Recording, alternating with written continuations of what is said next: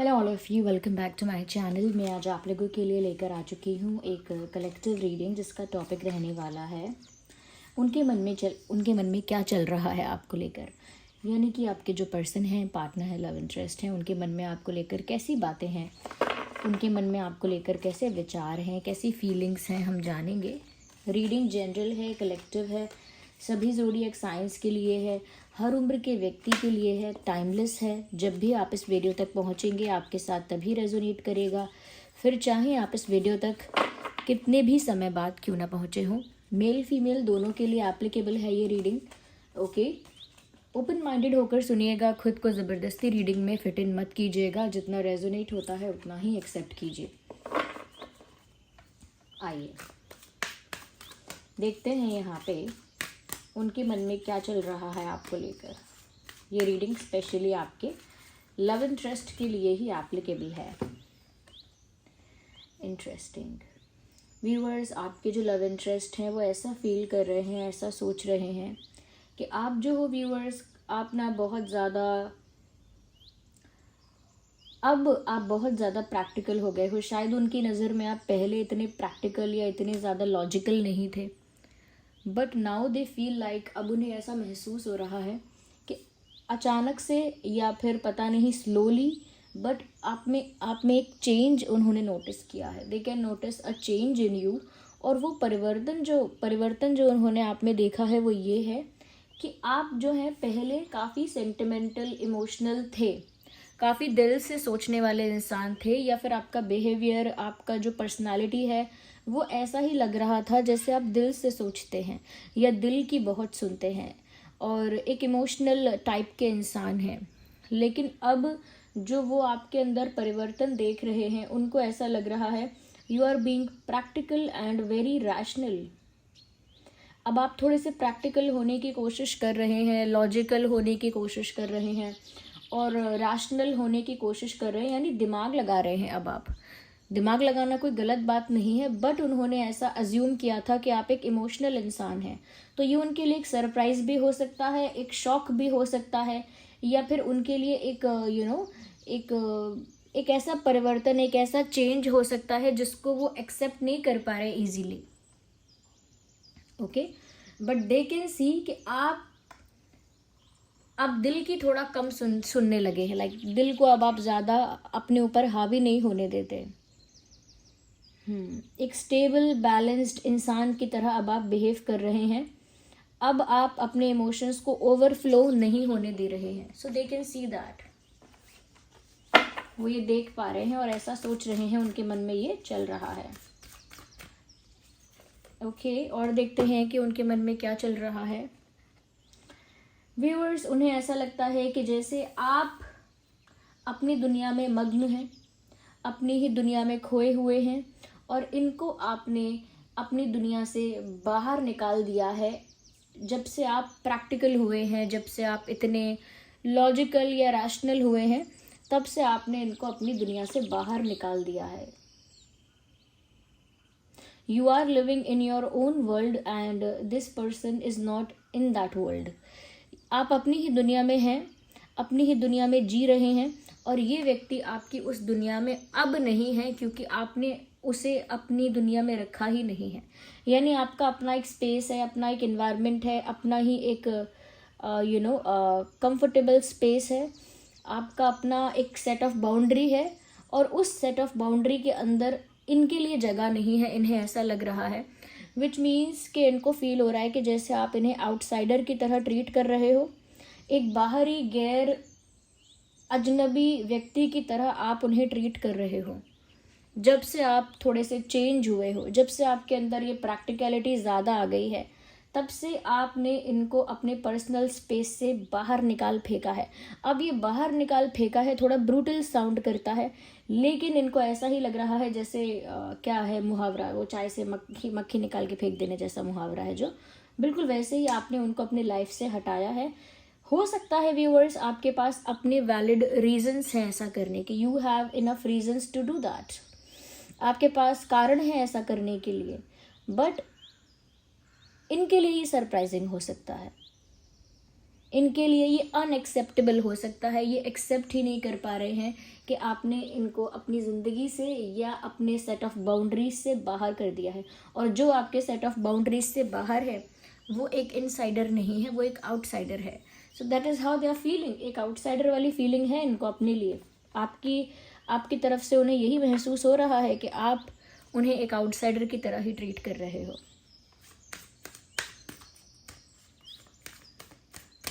Number 6, 16, 26 यहाँ पर important है। ये कोई डेट भी हो सकती है इम्पॉर्टेंट। 11, 21, 31 भी इम्पॉर्टेंट है। Okay, let's see more into this. अब वो आपका दिल जीतना ही चाहते हैं। ये चैलेंज जैसा है कि अब उनको ये चैलेंजिंग लग रहा है कि अब आप उनके हाथ नहीं आ रहे हो, आपने उन्हें अपनी लाइफ से थोड़ा दूर कर दिया है या एक आउटसाइडर बना दिया है। अब आप दिल से ना सोचकर थोड़े प्रैक्टिकल डिसीजंस लोगे या ले रहे हो, तो अब उनके लिए आपका दिल जीतना एक चैलेंज बन चुका है और अब वो इसे चैलेंज की तरह जीतना चाहते हैं या चाहती हैं। तो अब वो आपका दिल जीतना चाहते हैं, वापस से आपके दिल पर राज करना चाहते हैं, आपको अपना बनाना चाहते हैं, आपको पाना चाहते हैं। आपको पाना उनके लिए एक जीत है। It is a victory for them. आपको पाना उनके लिए एक जीत है, उनके लिए एक अचीवमेंट है, उनके लिए एक कह सकते हैं कि बड़ी बात है। आपको पा लेना उनके लिए छोटी मोटी साधारण बात नहीं है, बड़ी बात है। तो आपका अब दिल जीतना चाहते हैं, आपको हासिल करना चाहते हैं, उनके लिए ये अब एक चैलेंज की तरह हो गया है, जिस चैलेंज को वो पूरा करके दिखाएंगे। ओके, जिस चैलेंज को जीत के दिखाएंगे, इनके लिए ऐसा हो गया है। Yes, they want to win. ये जो सिचुएशन है आप दोनों की, और उसमें जैसा इनको लग रहा है कि आप इन्हें ट्रीट कर रहे हो या बदल गए हो, तो अब वो इसमें कुछ ऐसा करना चाहते हैं जिसमें जीत इनकी हो। यहाँ पर नंबर 10, 20 और 30 भी काफ़ी प्रोमिनेंट हैं। 8, 18, 28, 9, 19, 29, 2, 12, 22। ये कुछ डेट्स हैं या नंबर्स हैं जो आप लोगों के लिए इम्पोर्टेंट हो सकते हैं। Let me see more into this. और देखते हैं यहाँ पर कि उनके मन में और क्या चल रहा है viewers. What is in their heart और what is in their mind, और इनके मन में क्या चल रहा है। This card is popping out, we have to consider it. ये कार्ड बाहर आ रहा है, हम इसे कंसिडर करते हैं। ओह माय गॉड, मैंने सुबह भी एक रीडिंग की थी, आई थिंक 6 ऑफ कप्स का कार्ड, वो दूसरा टैरो डेक था, लेकिन उसमें 6 ऑफ कप्स का कार्ड आया था। 6 ऑफ कप्स का कार्ड यहाँ भी आया है। व्यूअर्स, मुझे लगता है कि वो एक दूरी महसूस करते हैं, जैसे आपसे बिछड़ गए हैं, आपसे दूर हो गए हैं। They feel a distance between you guys. उन्हें ना आप दोनों के बीच में एक दूरी, एक डिस्टेंस का एहसास हो रहा है। उनको ऐसा भी लग रहा है व्यूअर्स कि वो इस डिस्टेंस को ख़त्म करना चाहते हैं, क्योंकि ये डिस्टेंस उन्हें अंदर ही अंदर बहुत तकलीफ़ दे रहा है। ये जो आप दोनों के बीच दूरियां हैं वो उनको बहुत सता रही हैं, उनको बहुत तकलीफ़ दे रही हैं, क्योंकि उन्हें आपसे दूर नहीं होना है, ना उन्हें आपसे दूर रहना है। They don't want to go away और स्टे अवे फ्रॉम यू। वो आपसे दूर नहीं रहना चाहते, वो तो आपके साथ एक होना चाहते हैं, वो तो आपके साथ यूनियन में आना चाहते हैं, वो तो आपको अपना वापस बनाना चाहते हैं। तो मुझे लगता है कि ये जो इंसान है आपके साथ, ऐसा लगता है वापस आपकी लाइफ में आना चाहते हैं। ऐसा मैसेज भी चैनल हो रहा है, someone from your past is coming back to your life और someone from past is coming back to your life, या ऐसा ही कुछ चैनलिंग हो रही है। यस व्यूअर्स, तो ये वापस लौट कर आना चाहते हैं या आपको वापस बुलाना चाहते हैं, बट वो ये डिस्टेंस पसंद नहीं कर रहे हैं। देखिए मून का कार्ड आ गया, क्योंकि व्यूअर्स अब आपने इमोशनल होना बंद कर दिया है, ज़्यादा सेंटिमेंटल और ज़्यादा दिल से सोचना बंद कर दिया है।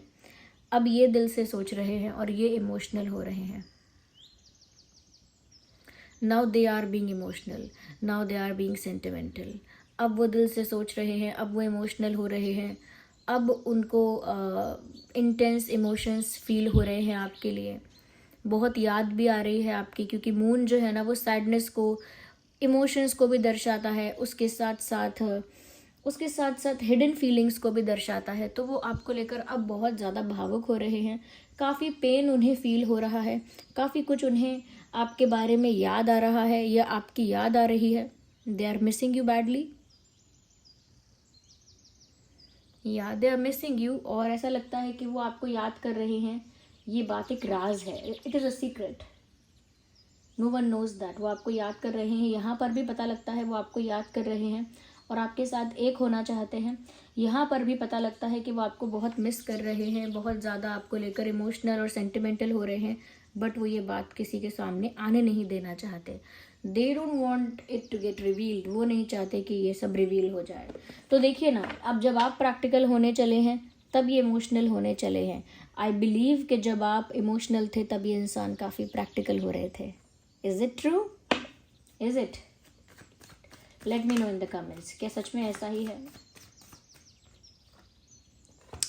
We have another card, let's see what it is. Okay तो काफ़ी इमोशनल वल्नरेबिलिटी फील हो रही है इस इंसान को। इमोशंस या कह सकते हैं इमोशनल लेवल पर काफ़ी वीक फील हो रहा है। या they are feeling very weak, very vulnerable emotionally बहुत टूटा हुआ, बहुत कमज़ोर ऐसा उनको लग रहा है। और उनको जो एनर्जी या जो स्ट्रेंथ या जो पावर या फिर कह सकते हैं कि जो करेज उन्हें मिल सकता है वो आप ही से मिल सकता है, क्योंकि जो इमोशनल वल्नरेबिलिटी यानी कि भावनात्मक तौर पर जो कमज़ोरी उन्हें महसूस हो रही है उसकी भरपाई केवल आप कर सकते हैं उनके लिए।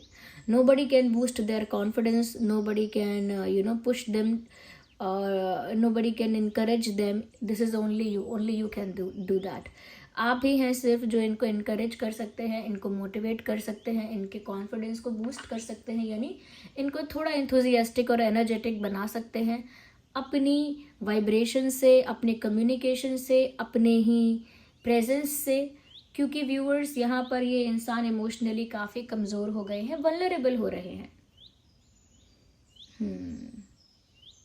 तो वो यही सोचते हैं कि आप ही हैं जो उनका कॉन्फिडेंस, उनकी एनर्जी इस समय बूस्ट कर सकते हैं, उन्हें हील कर सकते हैं, उनको इनकरेज कर सकते हैं, मोटिवेट कर सकते हैं। हालांकि उन्होंने चैलेंज की तरह इसे मान लिया है कि वो चैलेंज उन्हें जीतना है, लेकिन अभी वो पॉइंट नहीं आया कि वो जीत जाएंगे या जीत रहे हैं। Maybe they want to, वो चाहते हैं जीतना, बट आसान नहीं है क्योंकि काफ़ी ज़्यादा दुखी हैं, सैड हैं और इमोशनल हैं। हीलिंग की ज़रूरत है इनको, या जो वल्नरेबल स्टेट में है उसे हीलिंग की आवश्यकता है। तो उन्हें आपकी तरफ से हीलिंग चाहिए, पॉजिटिविटी चाहिए, आपका सपोर्ट चाहिए, तब जाके वो कॉन्फिडेंस लौट कर आ पाएगा, तब जाकर वो एनर्जी, वो एंथुजियाज्म देखने को मिलेगा। We need one card, not two at the same time. Again two, let's see, कोशिश करते हैं, देखते हैं। We need one more card, here we have. एक और कार्ड आ गया है, आइए देखते हैं। They need guidance, they need good guidance, wise advice, किसी वाइस पर्सन से, किसी mature, experienced, intelligent wise person से इनको गाइडेंस चाहिए, किसी की सलाह चाहिए, किसी की एडवाइस चाहिए, किसी ऐसे इंसान की इनको गाइडेंस चाहिए इस समय जो काफ़ी नॉलेजेबल है, काफ़ी स्मार्ट है, काफ़ी मेच्योर भी है, उसे बहुत नॉलेज भी है और वो काफ़ी वाइस पर्सन है, यानी कि वो मजाक उड़ाने वाला या फ़ायदा उठाने वाला या इमेच्योर इंसान नहीं है। तो किसी समझदार व्यक्ति की उनको इस समय सलाह की ज़रूरत है, क्योंकि उस समय उनकी जो ट्रेन है वो आउट ऑफ ट्रैक है, यानी उनकी जो गाड़ी है ना वो ट्रैक के बाहर जा चुकी है और उसे वापस ट्रैक पर लाने के लिए उन्हें किसी का हेल्प, किसी का सपोर्ट, किसी के गाइडेंस चाहिए। They need that. अगर मैं यहाँ पर साइंस की बात करूँ तो वाटर साइन यहाँ पर काफ़ी ज़्यादा प्रोमिनेंट है और अर्थ साइन भी बहुत प्रोमिनेंट है, वाटर एंड अर्थ। तो Taurus, Virgo, Capricorn and Cancer, Scorpio, Pisces काफ़ी ज़्यादा प्रोमिनेंट है यहाँ पे। या लेट मी सी कि और आपके पर्सन के मन में क्या चल रहा है. Late me see that. उनके मन में और क्या चल रहा है व्यूअर्स, आइए देखते हैं. It was my fault but I blame you. तो कह रहे हैं कि मेरी गलती थी फिर भी मैंने तुम्हें ब्लेम किया. तो उनको रियलाइजेशन तो है व्यूअर्स कि आप ये जो बदले हो ना, आप ये जो चेंज हो गए हो, गलती उन्होंने ही की है. आपको बदलने पर मजबूर तो उन्होंने ही किया है. समझ गए हैं वो ये बात. Now they understand that. Here we have a card which is popping out. Oh my God, look at this. I want to fall in love again. I want to fall in love with you again and again. मुझे तुम्हारे प्यार में ही गिरना है. मुझे तुम्हारे ही प्यार में पड़ना है बार बार. पहली बार भी तुमसे प्यार हुआ है, मुझे दोबारा भी तुमसे ही प्यार करना है. मुझे बार बार तुम्हारे ही प्यार में गिरना है. तो व्यूअर्स, मैंने कहा ना कि वो फिर से आपका दिल जीतना चाहते हैं, या आपका दिल जीतना चाहते हैं, आपको अपना बनाना चाहते हैं, प्राप्त करना चाहते हैं. उसी वजह से कह रहे हैं कि मुझे तुमसे फिर से प्यार करना है, बार बार तुम ही से करना है.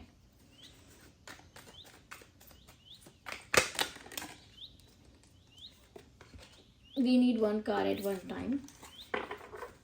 फिर से शफल करेंगे. This card is popping out. Fed up with the complaining nature.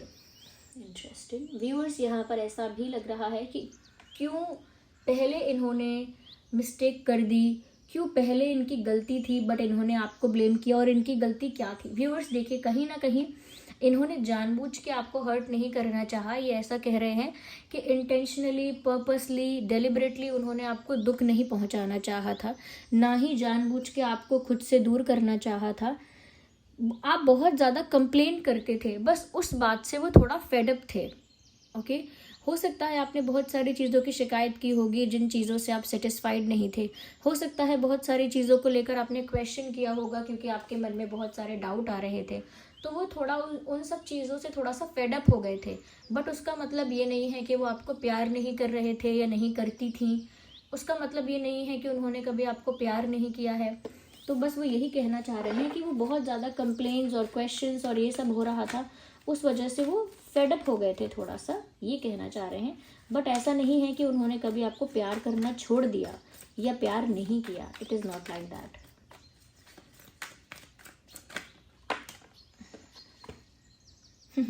मैंने कहा ना कि उन्हें लग रहा है कि आप बहुत उनको डाउट कर रहे थे, बहुत कंप्लेन कर रहे थे. इस बात से वो बहुत फेडअप हो गए थे, और इसीलिए यहाँ पर ये मैसेज भी आया है, I am just yours, stop doubting on me. तो वही बात वो कह रहे हैं कि पहले जो आप क्वेश्चन कर रहे थे या डाउट कर रहे थे या कंप्लेन कर रहे थे, तो अब वो आपको सामने से कह रहे हैं कि आई एम जस्ट योर्स, मैं सिर्फ तुम्हारा हूँ, मैं सिर्फ तुम्हारी हूँ, मुझ पर डाउट करना बंद करो. Okay, I am just yours, stop doubting on me. मैं सिर्फ तुम्हारा हूँ, मुझ पर डाउट करना बंद कर दो. ओके, मुझ पर शक करना बंद कर दो, मैं सिर्फ आपका हूँ या आपकी हूँ. ये वो कहीं ना कहीं आपसे कहना चाह रहे हैं, ऐसा फील कर रहे हैं. So this was the reading viewers. I hope ये रीडिंग आपके लिए हेल्पफुल और रिलेटेबल रही है. अगर इस रीडिंग ने आपको थोड़ा भी गाइड किया, हेल्प किया, वीडियो को लाइक करें, कमेंट करके बताएं कितने % रिलेट और रेजोनेट करती है. अगर आप नए हैं, सब्सक्राइब करें, बेल आइकन को प्रेस करें और वीडियो को लाइक करना ना भूलें. चलिए मिलते हैं अगली रीडिंग में, तब तक के लिए bye bye family. Love you all. Bye bye, take care.